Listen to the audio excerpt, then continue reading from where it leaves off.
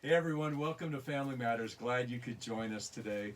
We're glad you're here. We've been having fun filming together. The last one we did, she turned it on and then forgot to come in, so that was loads We of normally don't come on in, so here loads we of go.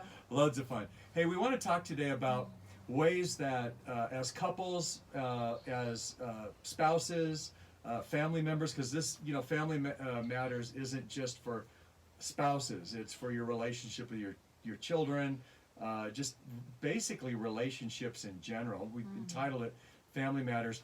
One of the things that I find is important is finding things that you can do together with your spouse, with your friends, with your children that help you come together versus bring you apart. I find this really important when I've been counseling with people. Sometimes in marriages, especially, you find that people are just doing their own thing and they begin to grow apart. Now, there's certainly times when you want to be able to have the freedom to do something on your own. But what I find is that a wedge can happen in a relationship. The other side of that is now that because of this virus and the sheltering thing, sometimes people are together so much Yeah. they can get sick of each other. No, they can get sick of each other, Hey. and you need to do those things that help you enjoy being with each other. And also, with social media now, you can have a whole family in the same room, but you're not together. Yeah, yeah. I find at times when the kids would come over and get on their phones, and we're sitting here, and it's like, I haven't seen you all week, and now you're sitting on your phone. Like, we're together. I'm a person to person type of person. I don't want you to, be distracted and be doing something else while we're sitting in the same room. That's not something I've ever enjoyed doing. So. Now, in relationships, you do have to leave time to do something that maybe you don't like doing, or it's not as important to you, but it is to your spouse or your child, or Yeah, long ago, for an example, Eric learned how to cross country ski, and at the time that he learned, I had knee issues, and I also had a young child, which meant I couldn't go with him. And so that was hard for me to see him go off and do something fun that I would love to do, but I couldn't do it at the time. And I realized I need to allow him to be able to do that, just because it's something he did enjoy. And it was good for our relationship for me to allow him to do that, go off on his own. And later, when I can join him, I did. But you remember that one time you joined me and we were cross country skiing together in the Curry Meadow, and there was a gully, and I skied down the my God, gully that was so and went to funny. go up. As I skied down, I went to get up the other side. My front of my skis stuck in the hill. I like a turtle when I fall. yeah, and it's very funny. He's a funny faller. The other thing is like, for example, we've been blessed to have a pretty cool place to have a yard, and Peggy loves working in the yard, so I give her that freedom to do that. Not like I give it to her, but go do something that you enjoy. And then there's times when maybe there's things that aren't as important to us as individuals, but they are to our spouse or our children, and so we give each other freedom to do that. Yeah, when we first met, my whole childhood, my mother had me in dance classes, and so I loved to dance. And we got married, and he lets me know he doesn't like to go dancing. And so I thought, oh, there's a problem.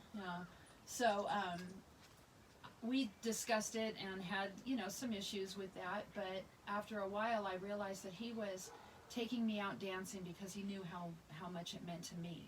And I really appreciated that.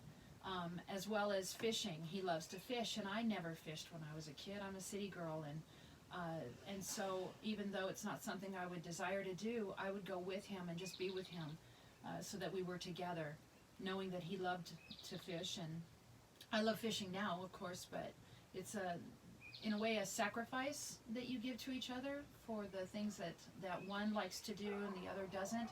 But it was important for us to be together. And so, and we learn to love those things that the other one loves because we love each other. It's important that you do find things with your children, with your friends, though, and with one another. I mean, it's good to be able to have time to go off and do your own thing. I think that's important.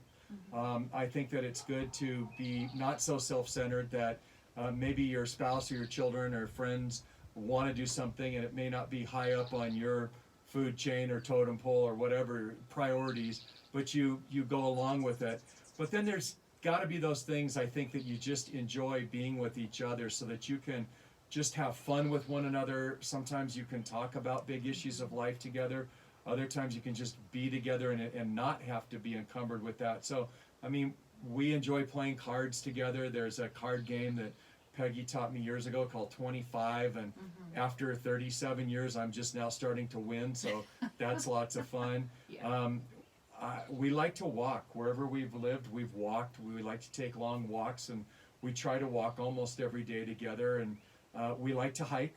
Yes. We like to hike together and go on hikes. And even with our kids, we find especially now, we have to find time to do things. Amanda, her love language is time, so finding things that she enjoys doing. She enjoys hiking, and so we try to make dates with her to hike with her. And then our son likes doing barbecues and playing games, and so when we spend time with him, we incorporate that, so that we share the things that we like together and do those things together. Too many families and relationships, at least my experience has been, is that they might be together, but they're not. They're all doing their own thing. And so you don't have to do a lot of things together necessarily, but finding something that you really enjoy doing together and practicing it, not just doing it, on vacation when you sit down and play a game together, or whatever it might be that you enjoy. So what my assignment for you to do is, if you're not already doing this, and we would love to have you do it, is talk to your family, talk to your friends, whoever you might be in that relationship with, talk to your spouse, and you might already know, or you might have to talk about, what is something that will bring you together, something that you enjoy doing together, that will build relationship. It doesn't have to be something epic. It may be something that you used to do that you don't do together now, or you've always wanted to try, but the assignment would be, think about it, pray about it, and then do it. Do it this week if you can. And if you can't, put it on the calendar so that it won't be out there somewhere. It'll be sooner than later. And we're sharing this now because we're probably feeling unbalanced with, being at work and at school, and then for the last 2 months we're all at home, and so there's a balancing that we need to work with, and so that's why we're sharing about the things that each one of us likes to do, to make sure that we incorporate that activity with each other. Hey, thanks for joining us today on Family Matters. Look forward to having some other great people share with you. Great people. I just said other great people. Great people. Yeah, we're all great people. Everyone's a winner, right? Hey, God bless you. See you next time on Family Matters. Okay, bye-bye.